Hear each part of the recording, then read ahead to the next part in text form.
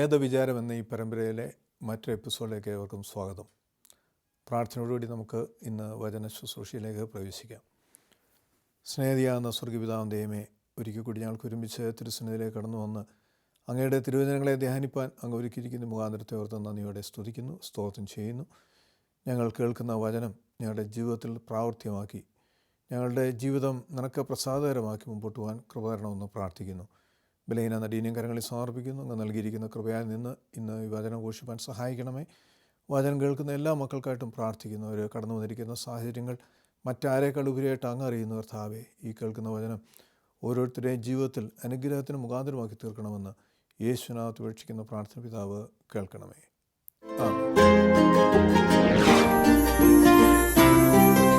നമ്മുടെ ചിന്തയ്ക്കായി യെശയ്യാ പ്രവചനം 55-ാം അധ്യായം 6-ാമത്തെ തിരുവചനം. The book of Isaiah chapter 55 verse 6. യഹോവയെ കണ്ടെത്താവുന്ന സമയത്ത് അവനെ അന്വേഷിക്കുവിൻ, അവൻ അടുത്തിരിക്കുമ്പോൾ അവനെ വിളിച്ച് അപേക്ഷിക്കുവിൻ. ത്രിയേക ദൈവത്തിൻ്റെ തിരുനാമത്തിന് മഹത്വമുണ്ടാകട്ടെ. കർത്താവിൽ പ്രിയ സഹോദരങ്ങളെ, ക്രിസ്തീയ കുടുംബത്തിൽ ജനിച്ചതുകൊണ്ട് ക്രൈസ്തവരായിരിക്കുന്നവരാണ് നമ്മളിൽ അനേകർ. ചെറുപ്പം മുതൽ നാം ദേവാലയങ്ങളിൽ, ആരാധനകളിൽ ഒക്കെയും നാം പോകുന്നു, സംബന്ധിക്കുന്നു, ദൈവത്തെ അറിയുന്നു എന്ന് വിശ്വസിച്ച് നാം മുമ്പോട്ട് പോകുമ്പോൾ പലപ്പോഴും നമ്മുടെ ജീവിതയാത്രയിൽ ദൈവം നമ്മോട് ഇടപെടുന്നതും സംസാരിക്കുന്നതുമാകുന്ന സന്ദർഭങ്ങൾ തിരിച്ചറിയുവാൻ നമുക്ക് കഴിയാറില്ല. ഈ ലോക ജീവിതം നമുക്കറിയാം ഹ്രസ്വമാണ്. അതിൻ്റെ ആയുസ് മോശ പഠിപ്പിക്കുന്നത് പോലെ 70-80 വർഷങ്ങൾ മാത്രമുള്ള ഒരായുസ്സാണ് മനുഷ്യൻ ഈ ഭൂമിയിലുള്ളത്. മനുഷ്യനെ ഭൂമിയിലേക്ക് ദൈവം അയക്കുമ്പോൾ എല്ലാവർക്കും ദൈവം ദൗത്യങ്ങൾ ഈ ഭൂമിയിൽ നിർവഹിക്കുവാൻ തക്കവണ്ണം ആഗ്രഹിക്കുന്നുണ്ട്. അത് പൂർത്തീകരിച്ച് നാം ദൈവസന്നിധിയിൽ കടന്നു ചെല്ലുമ്പോൾ മാത്രമേ ഞാൻ നല്ല പോരാട്ടം പൊരുതി ഓട്ടം തികച്ചു എന്ന് പൗലോസ് അപ്പോസ്തലനെ പോലെ പറയുവാൻ തക്കവണ്ണം നമുക്ക് കഴിയുകയുള്ളൂ. ഈ ദൈവശബ്ദത്തെ നാം യാത്രയിൽ തിരിച്ചറിയാറുണ്ടോ? നമ്മുടെ യാത്രയിൽ അനേക ശബ്ദങ്ങൾ ചുറ്റുപാടും മുഴങ്ങിക്കൊണ്ടിരിക്കുമ്പോൾ ദൈവശബ്ദത്തെ തിരിച്ചറിയുവാൻ, ദൈവമാണ് സംസാരിക്കുന്നതെന്ന് തിരിച്ചറിയുവാൻ നമുക്ക് കഴിയാറുണ്ടോ എന്ന് നാം പരിശോധിക്കേണ്ടിയിരിക്കുന്നു. ഇവിടെ തിരുവചനം പറയുകയാണ്, യഹോവയെ കണ്ടെത്താവുന്ന സമയത്ത് അവനെ അന്വേഷിക്കുവിൻ, അവൻ അടുത്തിരിക്കുമ്പോൾ അവനെ വിളിച്ചപേക്ഷിക്കുവിൻ. യഹോവയെ കണ്ടെത്താവുന്ന സമയത്ത് അവനെ അന്വേഷിക്കുവിൻ. എന്താണ് ഇതുകൊണ്ട് ഉദ്ദേശിക്കുന്നത്? ദൈവത്തെ കണ്ടെത്തുവാൻ ബുദ്ധിമുട്ടുണ്ടോ? അതോ കണ്ടെത്തുന്നത് എങ്ങനെയാണ്? തിരുവചനം തന്നെ നമ്മെ അപ്രകാരമുള്ള കാര്യങ്ങളെക്കുറിച്ചൊക്കെയും നമ്മെ പഠിപ്പിക്കുന്നുണ്ട്. ദൈവം എപ്പോഴും മനുഷ്യനോടായിരിക്കാൻ ആഗ്രഹിക്കുന്നു. കാരണം മനുഷ്യനെ തൻ്റെ ഛായയിലും സാദൃശ്യത്തിലുമാണ് ദൈവം സൃഷ്ടിച്ചിരിക്കുന്നത്. ഉൽപ്പത്തി പുസ്തകത്തിൽ നാം കാണുന്നുണ്ട്.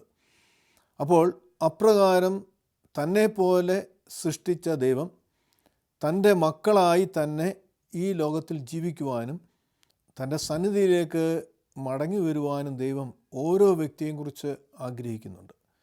അപ്പോൾ ആ ദൈവം നമ്മോട് കൂടെ ഇരുന്ന് നമ്മെ അനുഗ്രഹിച്ച് നമ്മെ വഴി നടത്തുവാൻ മാത്രമാണ് ദൈവം ആഗ്രഹിക്കുന്നത്. താൻ സൃഷ്ടിച്ച, തൻ്റെ സാദൃശ്യത്തിൽ സൃഷ്ടിച്ച ഒരു മനുഷ്യനും നഷ്ടപ്പെട്ടു പോകുവാൻ ദൈവം ആഗ്രഹിക്കുന്നില്ല. ദൈവം അവനോട് കൂടെ വസിക്കുവാൻ ആഗ്രഹിക്കുമ്പോൾ, ദൈവം കൂടെ വസിക്കണമെങ്കിൽ നമ്മുടെ ആഗ്രഹവും അപ്രകാരം തന്നെ ആയിരിക്കണം. ദൈവത്തോട് കൂടെ വസിക്കണം എന്ന് ഒരാഗ്രഹം നമുക്കുണ്ടാകണം.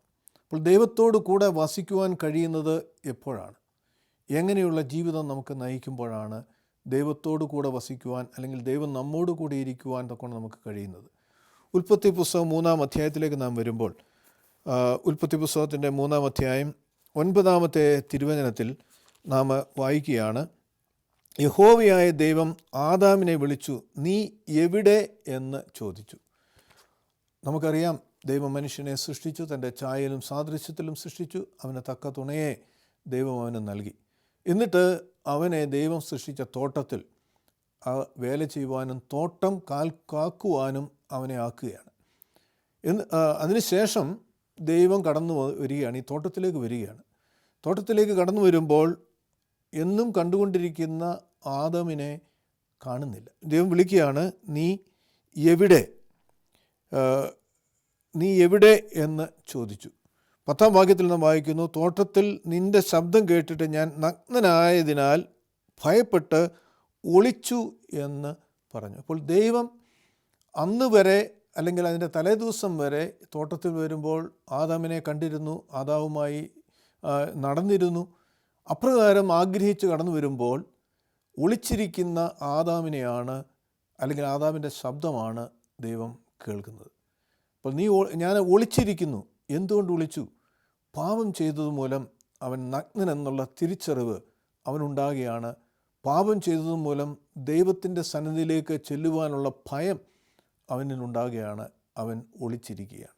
അതാണ് നമ്മുടെ വായിക്കുന്നത്. അപ്പോൾ ദൈവം ചോദിക്കുകയാണ്, നീ നഗ്നനെന്ന് നിന്നോട് ആര് പറഞ്ഞു? ഞാൻ നിന്നോട് ഭക്ഷിക്കരുതെന്ന് കൽപ്പിച്ച വൃക്ഷഫലം നീ ഭക്ഷിച്ചുവോ എന്ന് ദൈവം ചോദിച്ചു.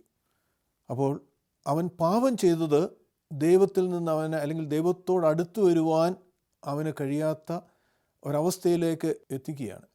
നമ്മുടെ ആത്മീയ ജീവിതത്തിലും ഇതാണ് സംഭവിക്കുന്നത്. പലപ്പോഴും ദൈവത്തെ അറിഞ്ഞ് ദൈവകൃപയിൽ നമുക്ക് ജീവിക്കുവാൻ കഴിയാതെ വരുന്നത് ഈ ലോക ജീവിതയാത്രയിൽ നാം ചെയ്യുന്ന പാപങ്ങളാണ്.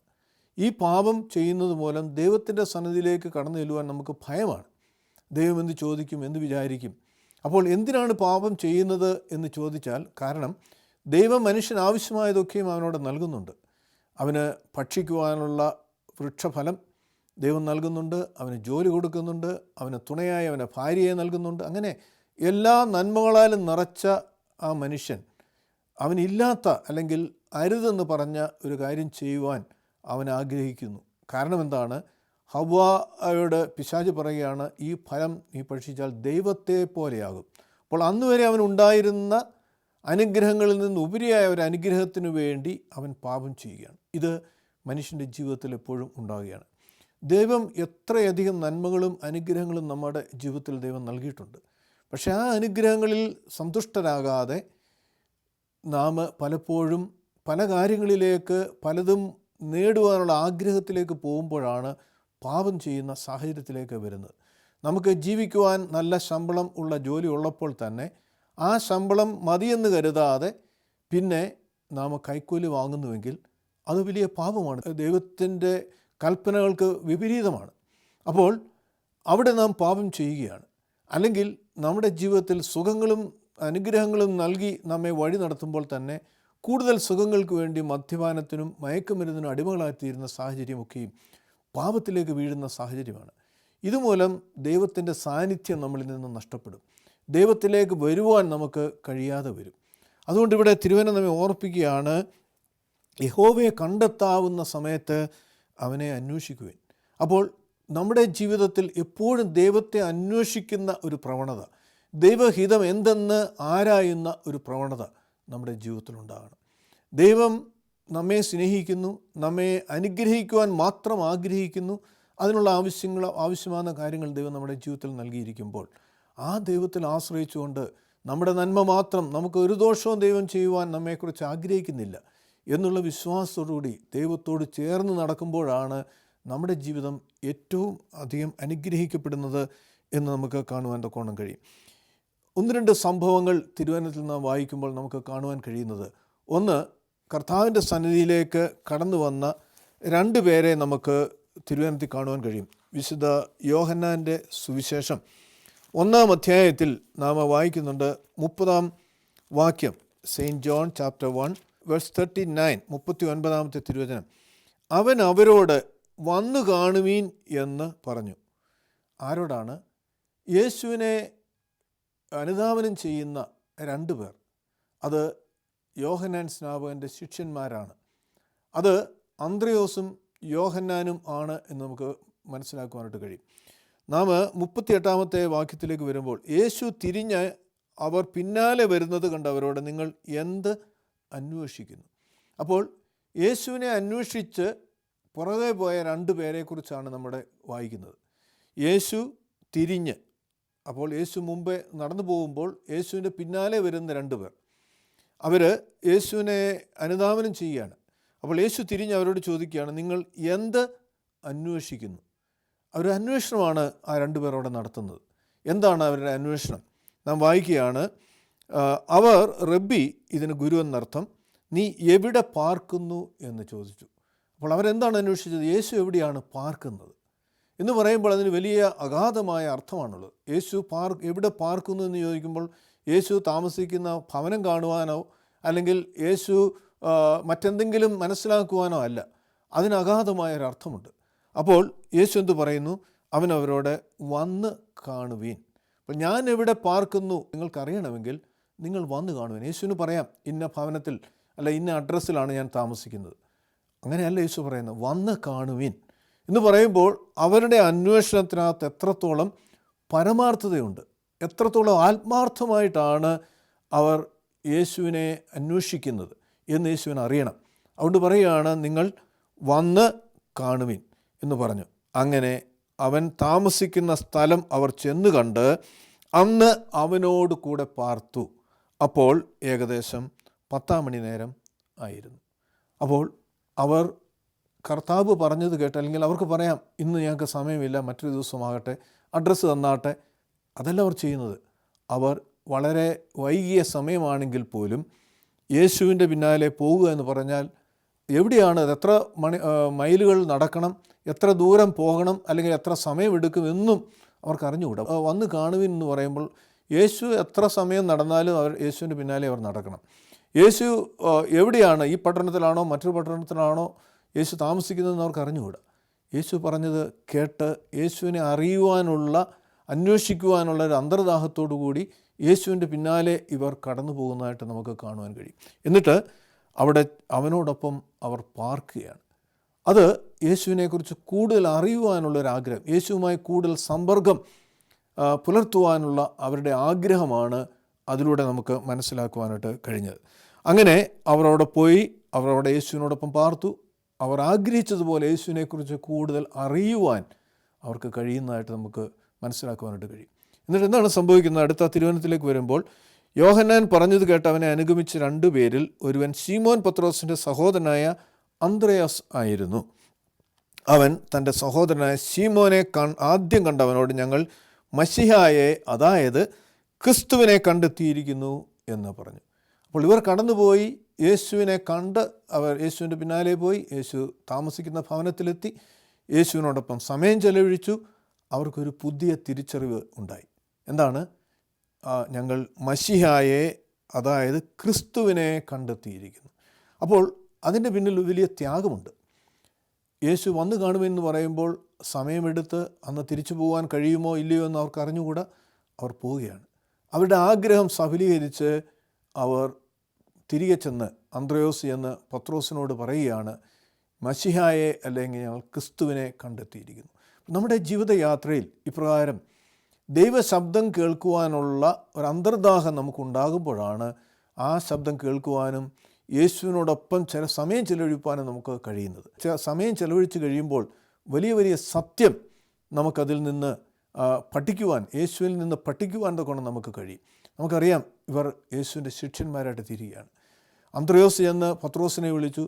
പത്രോസ് യേശുവിൻ്റെ 12 ശിഷ്യഗണത്തിൽ ഏറ്റവും പ്രധാനിയായി മാറുവാൻ ഈ ഒരു കണ്ടുമുട്ടൽ, ഈ ഒരു എൻകൗണ്ടർ അവർക്ക് മുഖാന്തരമായി തീരുന്നതായിട്ട് നമുക്ക് കാണുവാൻ തൊക്കെ കഴിയും. മറ്റൊരു സംഭവം യോഹന്നാൻ്റെ സുവിശേഷം 4-ാം അധ്യായം 29-ാമത്തെ തിരുവചനത്തിൽ നമുക്ക് കാണുവാൻ കഴിയും. വളരെ സുപരിചിതമായിട്ടുള്ള ഒരു വേദഭാഗമാണിത്. അതായത് ശമരിയക്കാരിയായ സ്ത്രീയുടെ ഉള്ള കർത്താവിൻ്റെ സംഭാഷണം. അപ്പോൾ അവിടെ നാം വായിക്കുകയാണ് 29-ാമത്തെ തിരുവചനം. ഞാൻ ചെയ്തിട്ടുള്ളതൊക്കെയും എന്നോട് പറഞ്ഞ ഒരു മനുഷ്യനെ വന്നു കാണുവീൻ, അവനൊരു പക്ഷേ ക്രിസ്തു ആയിരിക്കുമോ എന്ന് പറഞ്ഞു. ശമരിയക്കാരി കർത്താവുമായൊരു സംഭാഷണം അവിടെ നടത്തിയതിന് ശേഷം പറയുന്ന, അല്ലെങ്കിൽ അവൾ അവിടെ പട്ടണത്തിലേക്ക് കടന്നു നിന്ന് അവരോട് പറയുന്ന വാക്കുകളാണ് നാം ഇപ്പോൾ വായിച്ചത്. ഇതെങ്ങനെയാണ് ഇത് സംഭവിച്ചത്? നമുക്കറിയാം, ശമരിയ എന്ന് പറയുന്നത് യഹൂദന്മാർക്ക് വളരെ നിഷിദ്ധമായിട്ടുള്ള, അല്ലെങ്കിൽ അവിടെ കടന്നു പോകാത്ത ഒരു സ്ഥലമാണ്. ശമരിയ ചുറ്റിയാണ് അവർ സാധാരണ നടക്കാറുള്ളത്. എന്നാൽ അതിന് വ്യത്യസ്തമായി, വിപരീതമായി യേശു ശമരിയയിലൂടെ പോകുവാൻ ആഗ്രഹിക്കുക മാത്രമല്ല, യേശു പോവുകയാണ്. എന്നിട്ട് ഒരു കിണറിൻ്റെ അടുക്കൽ എത്തുമ്പോഴാണ് ഈ ശമരിയക്കാരി സ്ത്രീയെ കണ്ടുമുട്ടുന്നത്. അവിടെ ഒരു സംഭാഷണം എളിയ രീതിയിൽ ആരംഭിക്കുകയാണ്. ആ സംഭാഷണം നീണ്ടുപോകുമ്പോൾ വലിയ സത്യങ്ങൾ അവൾക്ക് ബോധ്യമാകുന്നതായിട്ട് നമുക്ക് കാണുവാൻ തൊക്കണം കഴിയും. അതായത് അവളോട് കർത്താവ് സംസാരിക്കുന്നു, അവൾ പല കാര്യങ്ങൾ പറയുന്നു. അപ്പോൾ കർത്താവിനോട് പറയുകയാണ്, നിനക്ക് ഭർത്താവില്ല എന്ന് പറഞ്ഞത് ശരി, എന്നാൽ നിനക്ക് 5 ഭർത്താക്കന്മാർ ഉണ്ടായിരുന്നു, ഇപ്പോൾ ഉള്ളവൻ നിൻ്റെ ഭർത്താവല്ല. അതായത് അവളുടെ ചരിത്രം മുഴുവനും യേശു അവളുമായിട്ട് സംസാരിക്കുമ്പോൾ പറയുകയാണ്. അപ്പോൾ അവളുടെ ചിന്താഗതിക്ക് ഒരു വലിയ മാറ്റം ഉണ്ടാകുകയാണ്. ഇത് അറിയുന്ന ഒരു യഹൂദനായൊരു മനുഷ്യൻ സാധാരണ ഒരു വ്യക്തിയല്ല. അപ്പോൾ അവൾ പറയുകയാണ്, സ്ത്രീ അവനോട്, യജമാനെ, നീ പ്രവാചകനാകുന്നു എന്ന് ഞാൻ മനസ്സിലാക്കുന്നു. ഒരു പ്രവാചകന് മാത്രമേ അവളുടെ കഴിഞ്ഞ കാലങ്ങളെക്കുറിച്ച് പറയുവാനായിട്ട് കഴിയുകയുള്ളൂ എന്നുള്ളൊരു തിരിച്ചറിവിലേക്ക്, സാധാരണ ഒരു റബ്ബി, ഒരു ഗുരു അല്ലെങ്കിൽ ഒരു യഹൂദൻ എന്ന് കണ്ടിരുന്ന യേശുവിനെ ഒരു പ്രവാചകനെന്ന് കാണുവാൻ തക്കോണം അവൾക്ക് കഴിയുന്നത് യേശുവുമായിട്ടുള്ള സംഭാഷണമാണ്. അപ്പോൾ നമ്മുടെ ജീവിതയാത്രയിൽ യേശുവുമായി നാം സമ്പർക്കം പുലർത്തുമ്പോൾ, യേശുവുമായി നാം സംവാദിക്കുമ്പോൾ, യേശുവിൻ്റെ വചനങ്ങൾ നാം കൂടുതൽ പഠിക്കുമ്പോൾ, യേശുവിനെ കൂടുതൽ അറിയുവാൻ, യേശുവുമായിട്ടുള്ള ബന്ധത്തിൽ കൂടുതൽ വളരുവാൻ, യേശുവിനെ കൂടുതൽ തിരിച്ചറിയുവാൻ നമുക്ക് കഴിയുമെന്ന് ഈ സംഭവം നമ്മെ ഓർമ്മപ്പെടുത്തുകയാണ്. അവൾ പറയുകയാണ്, നീ ഒരു പ്രവാചകനാകുന്നുവെന്ന് ഞാൻ മനസ്സിലാക്കുന്നു. എന്നിട്ട് പറയുകയാണ്, ഞങ്ങളുടെ പിതാക്കന്മാർ ഈ മലയിൽ ആരാധിച്ചു, എന്നാൽ ആരാധനയ്ക്കുള്ള സ്ഥലം യെരുശലേം ആകുന്നുവെന്ന് നിങ്ങൾ പറയുന്നു എന്ന് പറഞ്ഞു. അപ്പോൾ യഹൂദന്മാർ ആരാധിച്ചിരുന്നത് യെരുശലേമിലായിരുന്നപ്പോൾ ശമരിയയിലുള്ളവർ, അതായത് ശമരിയക്കാർ എന്ന് പറയുമ്പോൾ അവർ അർത്ഥ യഹൂദന്മാരാണ്, അവർ ആരാധിച്ചിരുന്നത് ആ മലയിലാണ്. അപ്പോൾ കർത്താവ് പറയുകയാണ്, നിങ്ങൾ അറിയാത്തതിനെ ആരാധിക്കുന്നു, ഞങ്ങൾ അറിയുന്നതിനെ ആരാധിക്കുന്നു. രക്ഷ യഹൂദന്മാരുടെ ഇടയിൽ നിന്നാണല്ലോ വരുന്നത്. സത്യാരാധകർ പിതാവിനെ ആത്മാവിലും സത്യത്തിലും ആരാധിക്കുന്ന സമയം വരുന്നു, ഇപ്പോൾ വന്നിരിക്കുന്നു. തന്നെ ആരാധിക്കുന്നവർ ഇങ്ങനെയുള്ളവർ ആയിരിക്കണമെന്ന് പിതാവ് ആഗ്രഹിക്കുന്നു. ദൈവം ആത്മാവാകുന്നു, അവനെ ആരാധിക്കുന്നവൻ ആത്മാവിലും സത്യത്തിലും ആരാധിക്കണം. സ്ത്രീ അവനോട്, ക്രിസ്തു എന്ന് വിളിക്കപ്പെടുന്ന മശിഹ വരുന്നുവെന്ന് ഞാൻ അറിയുന്നു, അവൻ വരുമ്പോൾ സകലത് ഞങ്ങൾക്ക് അറിയിച്ചു തരും എന്ന് പറഞ്ഞപ്പോൾ അവൾക്കും ഒരു പ്രതീക്ഷയുണ്ട്, ക്രിസ്തു എന്ന മശിഹ വരും. അത് യഹൂദന്മാർ മാത്രമായിരുന്നില്ല, അർത്ഥ യഹൂദന്മാർ അല്ലെങ്കിൽ ഈ ശമരിയയിലുള്ളവർ പോലും അത് വിശ്വസിച്ചിരുന്നു. അപ്പോൾ അവൾ പറയുകയാണ്, മശിഹ വരുമെന്ന് ഞങ്ങൾ അറിയുന്നു, അവൻ വരുമ്പോൾ സകലത് ഞങ്ങൾക്ക് അറിയിച്ചു തരും. യേശു അവളോട്, നിന്നോട് സംസാരിക്കുന്ന ഞാൻ തന്നെയാകുന്നു മശിഹ എന്ന് പറഞ്ഞു. അപ്പോൾ അതവൾക്ക് ബോധ്യമാകുവാൻ കഴിയുന്നത് യേശുവുമായിട്ടുള്ള നീണ്ട സംഭാഷണമാണ്, യേശുവുമായിട്ടുള്ള സമ്പർക്കമാണ്. അപ്പോൾ നമ്മുടെ ജീവിതയാത്രയിൽ തിരക്കുകളുടെ ഇടയിൽ പലപ്പോഴും ദൈവസന്നിധിയിൽ ഇരിക്കുവാനോ പ്രാർത്ഥിക്കുവാനോ ദൈവത്തിൻ്റെ ശബ്ദം കേൾക്കുവാനോ നമുക്ക് കഴിയാറുണ്ടോ എന്ന് നാം പരിശോധിക്കണം. നമ്മുടെയൊക്കെയും ജീവിതം വളരെ തിരക്കേറിയ ജീവിതമാണ്.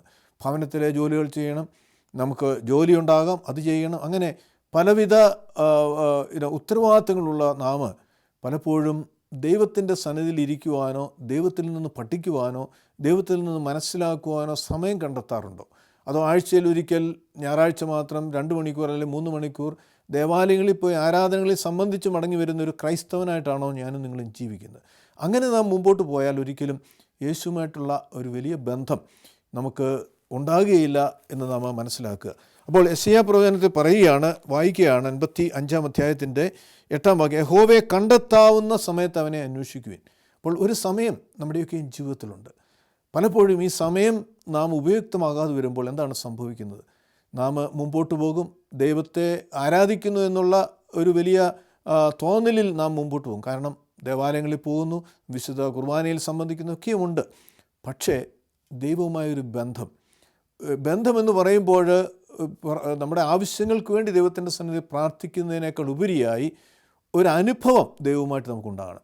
നമ്മുടെ എല്ലാ പ്രശ്നങ്ങളും മതിയാവുന്നവനാണ് നമ്മുടെ ദൈവമെന്ന്, യേശു എന്ന് ഒരു വിശ്വാസം നമുക്കുണ്ടാകുന്നത് അനുഭവങ്ങളിലൂടെയാണ്. ഒരു ചെറിയ പ്രയാസം വരുമ്പോൾ നാം പ്രാർത്ഥിച്ചു, ആ പ്രയാസം നമ്മെ വിടുവിച്ചു, നാം വിശ്വാസത്തിൽ വളരുകയാണ്. അങ്ങനെ വിശ്വാസത്തിൽ വളരുന്ന ഒരു സാഹചര്യം, ദൈവത്തോട് ചേർന്ന് കിടക്കുന്ന ഒരു സാഹചര്യം നമുക്കുണ്ടാകണം. ഇല്ലാതെ വരുമ്പോൾ സംഭവിക്കുന്നത് പലപ്പോഴും നാം മുമ്പോട്ട് പോകും, കാര്യങ്ങളൊക്കെയും കുഴപ്പമില്ല, എല്ലാം ഭംഗിയായിട്ട് മുമ്പോട്ട് പോകും. പക്ഷേ ഒരു പ്രശ്നത്തിൻ്റെ നടുവിൽ നാം എത്തുമ്പോൾ അവിടെ ദൈവത്തോട് പ്രാർത്ഥിക്കുമ്പോൾ പ്രാർത്ഥനയ്ക്ക് ഉടൻ മറുപടി ലഭിക്കാതെ വരും. കാരണം എന്താണ്? ദൈവത്തിൻ്റെ സന്നിധിയിലല്ല നാം, ദൈവത്തിൽ നിന്ന് നാം അകന്നുപോയിരിക്കുന്നു. ദൈവത്തിൽ നിന്ന് ദൈവം നമ്മോട് അടുത്തല്ല നിൽക്കുന്നത്. അങ്ങനെ വരുമ്പോൾ പ്രാർത്ഥനകൾക്ക് മറുപടി ലഭിക്കാതെ ഏറെ കഷ്ടതയിലാകുന്ന സാഹചര്യങ്ങൾ അനേകരുടെ ജീവിതത്തിലുണ്ട്. അപ്പോൾ നാം അനേകരെ സമീപിക്കും, പ്രാർത്ഥിക്കുവാൻ ദൈവത്തിന് പ്രാഗൽഭ്യമുള്ള അനേകരെ സമീപിക്കും. ഒരുപക്ഷെ അവരുടെ പ്രാർത്ഥനകളിലൂടെ നമുക്ക് മറുപടി ലഭിച്ചേക്കാം, അല്ലെങ്കിൽ ഇല്ലെന്നിരിക്കാം. പക്ഷേ നാം എപ്പോഴും മനസ്സിലാക്കേണ്ടത്, ദൈവത്തെ അന്വേഷിക്കുന്ന ഒരു വ്യക്തിയുടെ ജീവിതത്തിൽ ഏതെങ്കിലും പ്രശ്നങ്ങൾ വന്നാൽ ആ പ്രശ്നത്തിന് പരിഹാരനായി ദൈവം തന്നെ അതിനുള്ള മുഖാന്തരം പ്രശ്നങ്ങളോടൊപ്പം നീക്കുപോക്കും തരുന്നു എന്ന് തിരുവചനം നമ്മെ പഠിപ്പിക്കുന്നുണ്ട്. അപ്പോൾ ഒരു പ്രശ്നം വരുമ്പോൾ ആ പ്രശ്നത്തിനുള്ള തീരുമാനം അല്ലെങ്കിൽ അതിനുള്ള പ്രതിവിധി ദൈവം തന്നെ നമുക്ക് കണ്ടെത്തി തരും. കാരണം പ്രശ്നം തരുന്നത് എന്തിനാണ്? മറ്റൊന്നിനുമല്ല. ദൈവത്തെ അറിയുന്ന ഒരു ദൈവവേദനയുടെ ജീവിതത്തിൽ ഒരു പ്രശ്നം തരുന്നത് അവൻ ദൈവത്തോട് കൂടുതൽ ചേർന്ന് നടക്കുവാൻ, ദൈവത്തിലുള്ള വിശ്വാസത്തിൽ അവൻ വളരുവാൻ, അവനെക്കുറിച്ച് കൂടുതലായി ദൈവം ആഗ്രഹിക്കുന്നതുകൊണ്ട് അവനെ പ്രയാസങ്ങളിലൂടെ കടത്തിവിടും. അപ്പോൾ അവിടെ തളർന്നു പോകാതെ മുമ്പോട്ട് പോകാൻ കഴിയുന്നത് യേശുവുമായിട്ടുള്ള ഒരു ബന്ധം നമ്മുടെ ജീവിതത്തിൽ ഉണ്ടാകുമ്പോഴാണ്. അതാണ് കർത്താവ് പറയുന്നത്, ഞാൻ പോകുന്നു, എന്നാൽ സകല സത്യത്തിലും വഴി നടത്തുന്ന കാര്യസ്ഥൻ അല്ലെങ്കിൽ പരിശുദ്ധാത്മാവിനെ ഞാൻ പിതാവിനോട് ചോദിക്കും, അവൻ നിങ്ങളിലേക്ക് അയച്ചു തരും. എന്നിട്ട് പറയുകയാണ്, നിങ്ങൾ കാത്തിരുന്ന് അവന് വേണ്ടി പ്രാർത്ഥിക്കുവാൻ. അപ്പോൾ ഈ പരിശുദ്ധാത്മാവ് യേശു ഈ ഭൂമിയിൽ നിന്ന് കടന്നു പോയെങ്കിൽ പോലും ത്രിത്വത്തിലെ മൂന്നാമനാവുന്ന പരിശുദ്ധാത്മാവിനെ നമുക്ക് വാഗ്ദത്തം ചെയ്യുകയും ആ പരിശുദ്ധാത്മാവിനെ നമുക്ക് നൽകുകയും ചെയ്തിട്ടുണ്ട്. പക്ഷേ ഈ പരിശുദ്ധാത്മാവിനോട് നാം എത്രത്തോളം ആലോചന ചോദിക്കാറുണ്ട്? പരിശുദ്ധാത്മാവ് നമ്മെ സഹായിക്കുവാൻ നാം ആവശ്യപ്പെടാറുണ്ടോ എന്ന് നാം പരിശോധിക്കും. നമ്മുടെ ബുദ്ധിയിൽ ആശ്രയിച്ച് നാം മുമ്പോട്ട് പോകുമ്പോൾ ഒരിക്കലും പരിശുദ്ധാത്മാവിന് നമ്മെ സഹായിക്കുവാൻ കഴിയുകയില്ല. കാരണം നമ്മുടെ വഴികളല്ല ദൈവത്തിൻ്റെ വഴികൾ. അവൻ്റെ വഴികൾ ഉന്നതമാകുന്നു എന്ന് തിരുവചനം യെശയ്യാ പ്രവചനത്തിൽ തന്നെ നാം വായിക്കുന്നുണ്ട്. അതിന് താഴെ നാം വായിക്കുന്നുണ്ട് 8-ാം വാക്യത്തിൽ, എൻ്റെ വിചാരങ്ങൾ നിങ്ങളുടെ വിചാരങ്ങളല്ല, നിങ്ങളുടെ വഴികൾ എൻ്റെ വഴികളുമല്ല എന്ന് യഹോവ അരുളിച്ചെയ്തു. പലപ്പോഴും നാം നമ്മുടെ വഴികളിലൂടെ അത് നല്ലതെന്ന് കരുതി ദോഷം ചെയ്യുവാൻ നാം ഒരിക്കലും ആഗ്രഹിക്കുന്നില്ല, തിന്മ ചെയ്യുവാൻ നാം ആഗ്രഹിക്കുന്നില്ല. പക്ഷേ ശരിയെന്ന് കരുതി നാം മുമ്പോട്ട് പോവുകയാണ്. പക്ഷേ ദൈവത്തിൻ്റെ വഴികൾ മനുഷ്യൻ്റെ വഴികളല്ല. എൻ്റെ വിചാരങ്ങൾ നിങ്ങളുടെ വിചാരങ്ങളല്ല, നിങ്ങളുടെ വഴികൾ എൻ്റെ വഴികളുമല്ല. അപ്പോൾ ദൈവത്തിന് പ്രത്യേകമാകുന്ന ഒരു വഴി നമ്മളെക്കുറിച്ച് ഓരോരുത്തരെയും കുറിച്ചുണ്ട്. അതൊരിക്കലും ദോഷത്തിനല്ല, പിന്നെ നന്മയിലേക്കുള്ള വഴിയാണ്. എന്നാൽ നാം സദൃശ്യവാക്യങ്ങൾ വായിക്കുന്നുണ്ട്, മനുഷ്യന് അവൻ ചെയ്യുന്നതൊക്കെയും നന്മയെന്ന് തോന്നും, എന്നാൽ അതിൻ്റെ അവസാനമോ മരണവഴിയത്രേ. നന്മയെന്ന് കരുതുന്ന പല കാര്യങ്ങൾ വർഷങ്ങൾ അല്ലെങ്കിൽ കാലങ്ങൾ കഴിഞ്ഞ് നാം എത്തിച്ചെല്ലുന്നത് പ്രയാസങ്ങളുടെ നടുവിലേക്കാണ്. കാരണം ആ വഴി നാം തിരഞ്ഞെടുക്കുമ്പോൾ ദൈവത്തോട് നാം ആരായാറില്ല, ദൈവത്തോട് നാം ആലോചന ചോദിക്കാറില്ല. നന്മയെന്ന് കരുതി നാം എടുക്കുന്നതിൽ പലതും നന്മയായി ഭവിക്കണമെന്ന് യാതൊരു നിർബന്ധവുമില്ല. എന്നിട്ട് നാം 6-ാം വാക്യത്തിൻ്റെ 2-ാം ഭാഗം വായിക്കുകയാണ്, അവൻ അടുത്തിരിക്കുമ്പോൾ അവനെ വിളിച്ചപേക്ഷിക്കുവേൻ. അവൻ അടുത്തിരിക്കുമ്പോൾ നമുക്കൊക്കെയും അവസരങ്ങൾ ലഭിക്കുന്നത് ദൈവം അടുത്തിരിക്കുമ്പോൾ ദൈവത്തെ വിളിക്കുവാനുള്ള അവസരം നമുക്ക് ലഭിക്കാറുണ്ട്. ഇത് നാം വിശുദ്ധ മർക്കോസിൻ്റെ സുവിശേഷത്തിലേക്ക് വരുമ്പോൾ ഒരു സംഭവം നമുക്ക് കാണുവാൻ തക്കോണം കഴിയും. വിശുദ്ധ മർക്കോസിൻ്റെ സുവിശേഷം 10-ാം അധ്യായം 46 മുതലുള്ള തിരുവചനത്തിലേക്ക് വരുമ്പോൾ അവിടെ ഒരു സംഭവം നമുക്ക് കാണാം. 46 മുതലുള്ള തിരുവചനം, അവൻ എരിഹോവിലെത്തി, പിന്നെ അവൻ ശിഷ്യന്മാരോടും വലിയ ജനക്കൂട്ടത്തോടും കൂടെ എരിഹോവിൽ നിന്ന് പുറപ്പെടുമ്പോൾ തിമായിയുടെ മകനായ ബർത്തിമായി എന്ന ഒരു കുരുടൻ ഭിക്ഷയച്ചുകൊണ്ട് വഴിയരികിലിരിക്കുകയായിരുന്നു. അത് നസ്രയനായ യേശു ആണെന്ന് കേട്ടപ്പോൾ അവൻ, യേശുവേ ദാവീദ് പുത്ര, എന്നോട് കരുണ തോന്നണമേ എന്ന് നിലവിളിച്ചു തുടങ്ങി. മിണ്ടാതിരിക്കുവാൻ പലരും അവനെ ശാസിച്ചിട്ടും, ദാവീദ് പുത്ര, എന്നോട് കരുണ തോന്നണമേ എന്നവൻ കൂടുതൽ ഉച്ചത്തിൽ നിലവിളിച്ചു. അപ്പോൾ യേശു നിന്നു അവനെ വിളിക്കുവനെന്ന് പറഞ്ഞു. ധൈര്യപ്പെടുക, എഴുന്നേൽക്കുക, അവൻ നിന്നെ വിളിക്കുന്നു എന്ന് പറഞ്ഞ് അവർ കുരുടനെ വിളിച്ചു. താല്പര്യ സഹോദരങ്ങളെ, ഇവിടെ നാം ഒരു സംഭവം കാണുന്നത് എന്താണ്? ബർത്തിമായി എന്ന കുരുടന് കാഴ്ച ലഭിക്കുന്ന സംഭവം നമ്മളിവിടെ വായിക്കുകയാണ്. അവന് ലഭിച്ച ഒരേ ഒരവസരം എന്ന് പറയുമ്പോൾ നാം 11-ാം അധ്യായത്തിലേക്ക് വരുമ്പോൾ യേശുവിൻ്റെ യെരുശലേമിലേക്കുള്ള രാജകീയ പ്രവേശത്തെക്കുറിച്ചാണ് നാം വായിക്കുന്നത്. അതായത് ഓശാന പെരുന്നാൾ, യേശു ക്രൂശിക്കപ്പെടുന്നതിൻ്റെ തലേ ആഴ്ചയിൽ നടക്കുന്ന സംഭവമാണ്. അപ്പോൾ യേശു അവസാനമായിട്ട് എരിഹോവിൽ നിന്ന് യെരുശലേമിലേക്ക് പോവുകയാണ്. വീണ്ടും എരിഹോയിലേക്ക് യേശു മടങ്ങി വരുന്നില്ല. അപ്പോൾ ഈ മനുഷ്യന്, ഈ കുരുടനായ മനുഷ്യന് ലഭിച്ച ഒരേ ഒരവസരം, അതായത് എരിഹോവിൽ നിന്ന് യെരുശലേമിലേക്ക് കർത്താവ് കടന്നു പോകുമ്പോൾ, കർത്താവ് കടന്നു പോകുന്നു എന്ന് കേട്ട് ഈ മനുഷ്യൻ ഉച്ചത്തിൽ വിളിക്കുകയാണ്. നസ്രയനായ യേശു ആണെന്ന് കേട്ടപ്പോൾ അവൻ, യേശുവേ ദാവീദ് പുത്ര, എന്നോട് കരുണ തോന്നണമേ എന്ന് നിലവിളിച്ചു തുടങ്ങി. അപ്പോൾ അവൻ നിലവിളിച്ചു. അവൻ അറിഞ്ഞുകൂടാ ഇനി യേശു ഇവിടെ വരുമോ, അതോ ഇനി പിന്നീട് ഒരിക്കൽ കാണാൻ പറ്റുമോ എന്നൊന്നും അവൻ അറിഞ്ഞുകൂടാ, ആർക്കും അറിഞ്ഞുകൂടാ. പക്ഷേ അവന് ലഭിച്ച അവസരം അവൻ ഉപയുക്തമാക്കി. അവൻ നിലവിളിക്കുകയാണ്, എന്നോട് കരുണ തോന്നണമേ എന്നവൻ നിലവിളിക്കുകയാണ്. എന്നിട്ട് എന്താണ് നാം വായിക്കുകയാണ്, മിണ്ടാതിരിക്കുവാൻ പലരും അവനെ ശാസിച്ചു. അപ്പോൾ കൂടെയുള്ളവരൊക്കെയും, കാരണം ഒരു ഭിക്ഷക്കാരനാണ്, കുരുടനാണ്, അവന് സമൂഹത്തിൽ ഒരു സ്ഥാനവും മാനവുമില്ല, ആർക്ക് വേണമെങ്കിലും അവനോട് മിണ്ടാതിരിക്കാൻ പറയാം. അങ്ങനെ ശിഷ്യന്മാർ പോലും അവനോട് പറഞ്ഞു കാണണം, മിണ്ടാതിരിക്കുക, ശല്യപ്പെടുത്തരുത്, യേശു പല കാര്യങ്ങൾ ചെയ്യുന്നതിനടത്തിരയിൽ നീ ഇതിനകത്ത് ബഹളം വെക്കരുത്, കാരണം ഇവൻ്റെ ശബ്ദം വളരെ ഉച്ചത്തിലാണ്. അപ്പോൾ മിണ്ടാതിരിക്കുവാൻ പലരും അവനെ ശാസിച്ചിട്ടും ദാവീദ് പുത്ര എന്നോട് കരുണ തോന്നണമേ എന്നവൻ കൂടുതൽ ഉച്ചത്തിൽ നിലവിളിച്ചു പറഞ്ഞു. അപ്പോൾ യേശുവിൻ്റെ സന്നിധിയിൽ അവൻ്റെ ശബ്ദം കേൾക്കണം എന്ന നിർബന്ധത്തോടെ കൂടുതൽ ഉച്ചത്തിൽ അവൻ നിലവിളിക്കുകയാണ്. അങ്ങനെ നിലവിളിച്ചപ്പോൾ യേശു നിന്നു, അവനെ വിളിക്കുവനെന്ന് പറഞ്ഞു. യേശു നിന്നു. ഈ സമൂഹത്തിൻ്റെ ഈ ആരവത്തിനിടയിൽ നിന്ന് ഒരു മനുഷ്യൻ്റെ ശബ്ദം യേശു തിരിച്ചറിയുകയാണ്. അനേകർ അവിടെ ഒരുപക്ഷെ യേശുവിൽ നിന്ന് സൗഖ്യം പ്രാപിക്കുവാനായിട്ട് നിലവിളിച്ചിട്ടുണ്ടാകാം. പക്ഷേ അതിനിടയിലും വളരെ ശബ്ദത്തോടെ, വളരെ കൂടുതൽ ശബ്ദത്തോടെ നിലവിളിച്ച് യേശുവിനോട് കരുണയ്ക്ക് വേണ്ടി യാചിക്കുന്ന ഈ കുരുടനായ മനുഷ്യൻ്റെ ശബ്ദം യേശു തിരിച്ചറിയുകയാണ്. യേശു നിന്നു. അപ്പോൾ യേശു നടന്നുകൊണ്ടിരിക്കുകയാണ്, പോയിക്കൊണ്ടിരിക്കുകയാണ്. യേശു നിന്നു. എന്നിട്ട് നാം വായിക്കുന്നു, അവനെ വിളിക്കുവിൻ എന്ന് പറഞ്ഞു. അവനെ വിളിക്കുവിൻ, ഈ ഉച്ചത്തിൽ നിലവിളിക്കുന്ന മനുഷ്യനെ വിളിക്കുവിൻ. അപ്പോഴേക്കും കൂടെ നിന്നവരൊക്കെയും പറയുകയാണ്, ധൈര്യപ്പെടുക, എഴുന്നേൽക്കുക, അവൻ നിന്നെ വിളിക്കുന്നു.